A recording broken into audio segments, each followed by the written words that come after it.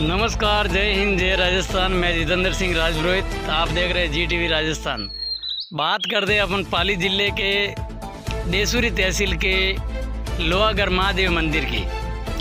आज यहाँ पे हज़ारों की तादाद में दर्शन के लिए लोग आते हैं बाहर से। लेकिन ये रोड जब बना था तब बना था, लेकिन आज दिन तक इस रोड पर वापस डामरीकरण नहीं हुआ। यहाँ पे आस्था का केंद्र है लोहागढ़ महादेव मंदिर और कालेश्वर महादेव मंदिर।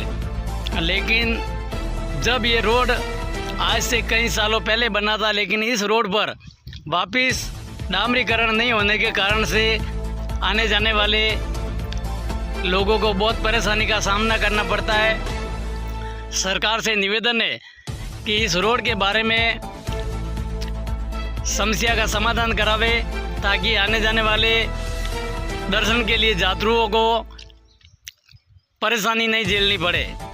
जय हिंद, जय राजस्थान। आप देख रहे हैं GTV राजस्थान।